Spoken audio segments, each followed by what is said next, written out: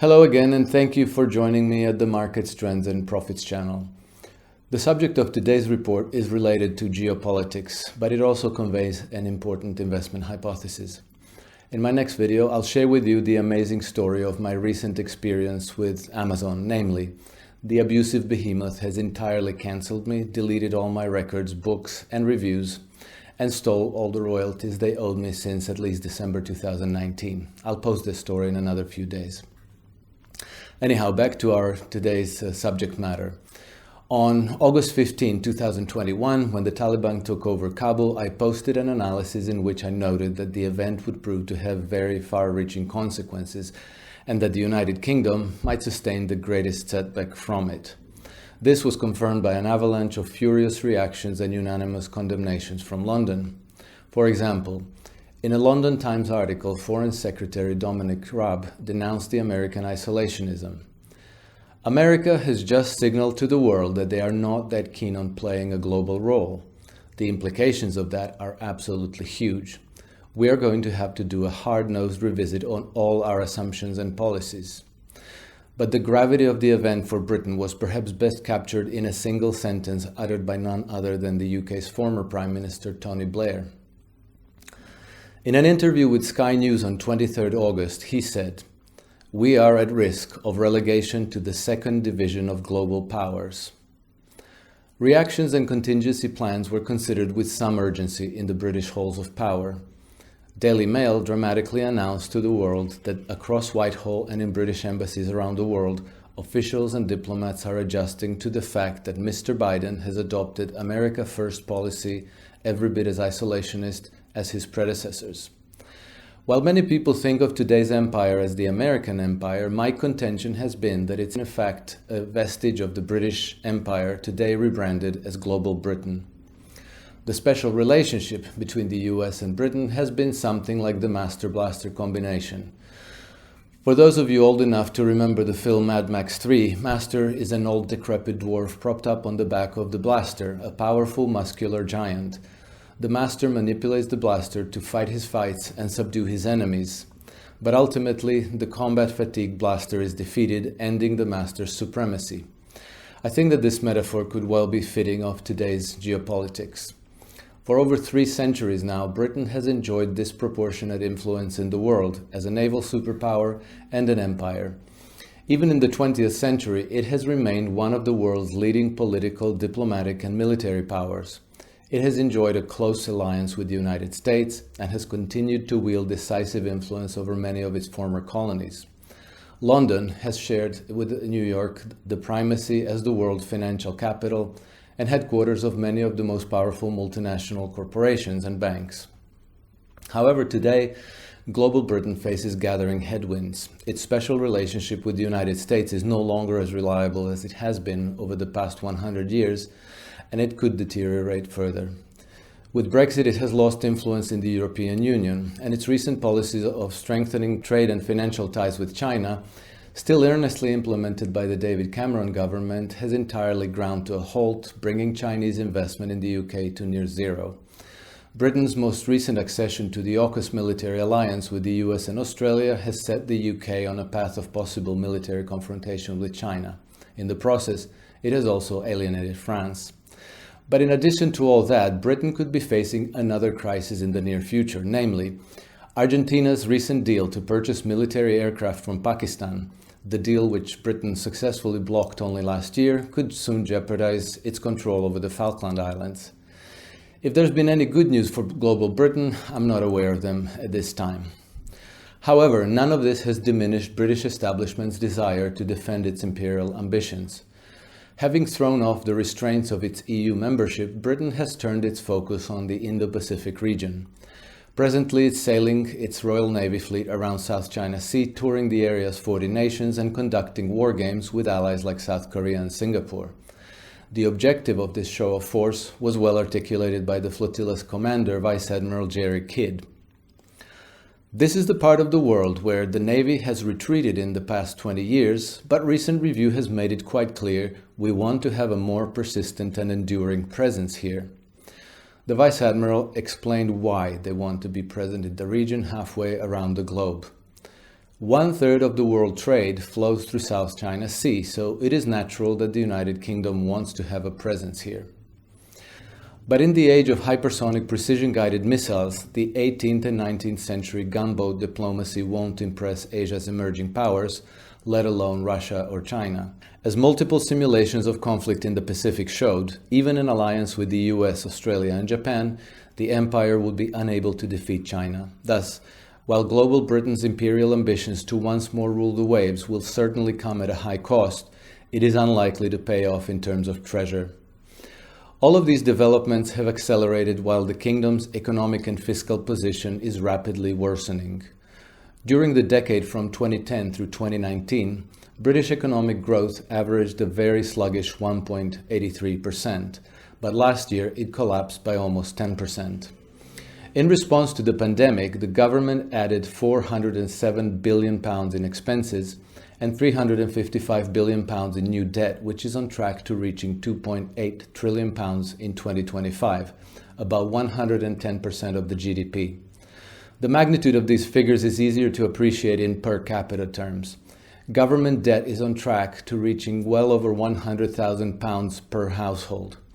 Again, many learned economists will try to convince you that debts and deficits don't matter because the interest rates are so low that the government can simply issue gilts as required and raise unlimited debt for free. But these are hollow reassurances. The world does not have infinite appetite for British debt, and the interest rates may not remain low forever. At the beginning of 2021, interest rates on the gilts were 0.5%. Today, they are more than double that. This change alone has added about £10 billion in interest expense on the government debt. Every 1% increase will add further £20 billion to government deficits, more than £700 per household. Britain's government will have to significantly increase taxes, and this year the Boris Johnson cabinet has already announced significant tax increases on households and on corporations. The planned changes will bring the government's tax receipts to about 35% of the gross domestic product, the highest level in over 50 years. Broadly speaking, nations have two alternative ways to deal with the problem of high debts. Either they can seek to increase their wealth, or they can default through outright repudiation, currency devaluation, or through inflation. Today, it is highly unlikely that the UK can increase its wealth enough to substantially reduce its debt burdens. The financial repression and savage austerity at home will probably suffocate domestic economic growth. Increasing wealth through colonial conquest is also unlikely to succeed. All the same, the UK won't revert to simply minding its own domestic affairs as a neutral island nation. Instead, it will endeavour to regain its lost hegemony to the bitter end. As the American economist John Kenneth Galbraith said, people of privilege will always risk their complete destruction rather than surrender any material part of their privilege. This all sets the UK on a predictable downward spiral, typical of history's declining powers. But leaving the complexities of economics and geopolitics aside, let's have a glance at how the markets have been reacting to the changing circumstances. Only days after the Taliban took Kabul, the prices of Western nations' treasury bonds began to decline sharply.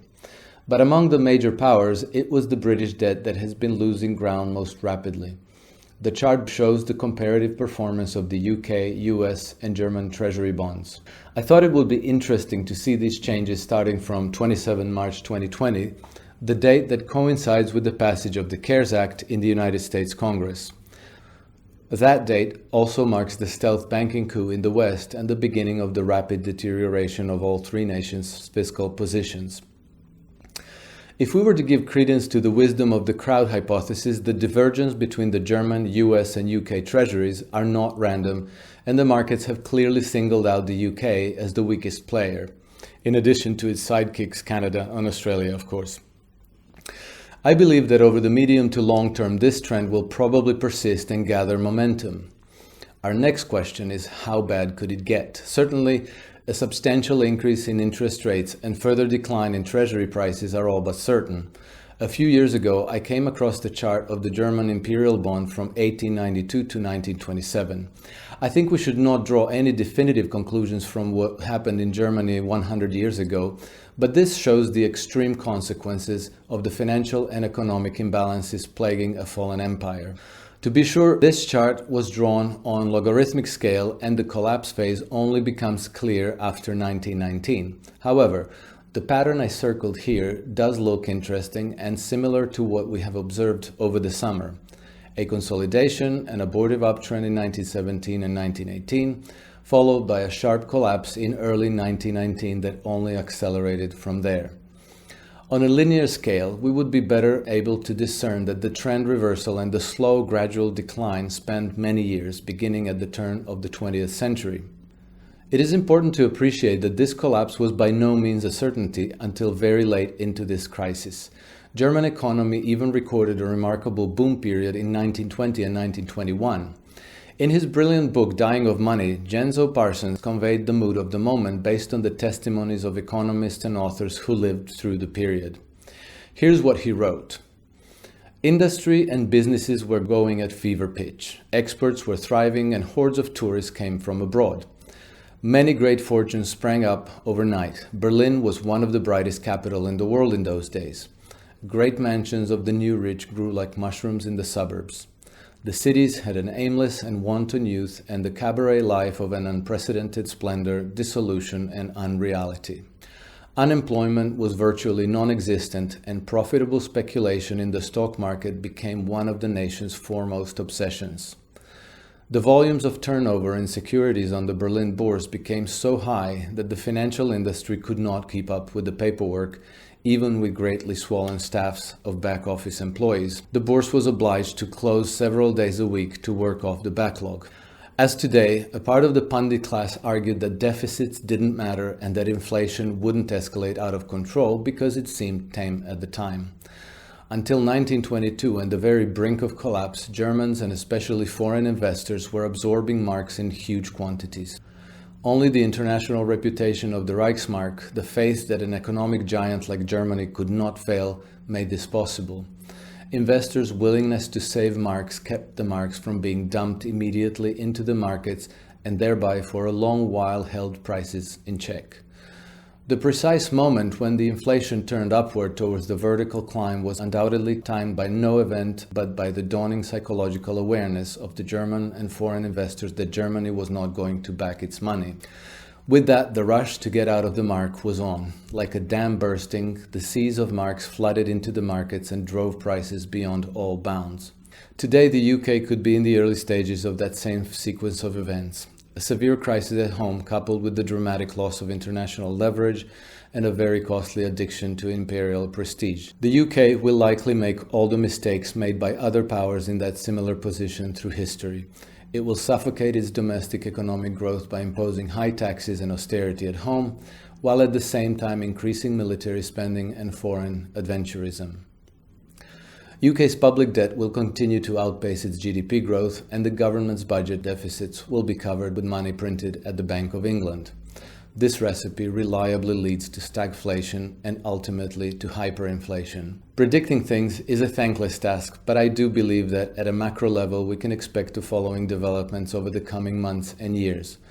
Asset prices will probably continue to rise, implying that we'll have a bullish cycle for the FTSE 100. At the same time, government bonds will continue to slide along with the British pound. While nobody can predict the timing or magnitude of these events, one thing that we know for sure is that large-scale price events invariably unfold as trends, and these can span many months and even years. The most reliable way to navigate the coming changes will be through high-quality trend-following strategies, precisely the kind of decision support we offer through iSystem Trend Compass reports. Trend Compass delivers reliable daily trend-following signals on more than 200 different financial and commodities markets. Today, I'm considering putting together a report focused solely on the UK.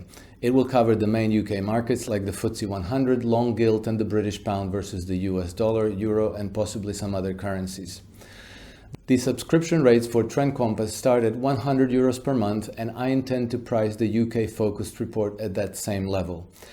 If this could be of interest, please drop me a note in the comments or write us by email to trendcompass@isystem-tf.com. 1 month's test drive is always offered free of charge, and if you then decide that this is not for you, there's no further risk or commitment on your part. For more information about the iSystem and about the Trend Compass reports, please visit isystem-tf.com. With that, I will conclude today's report. Thank you for joining me at the Markets, Trends and Profits channel. And until my next report, please keep well, stay free, and I'll see you soon.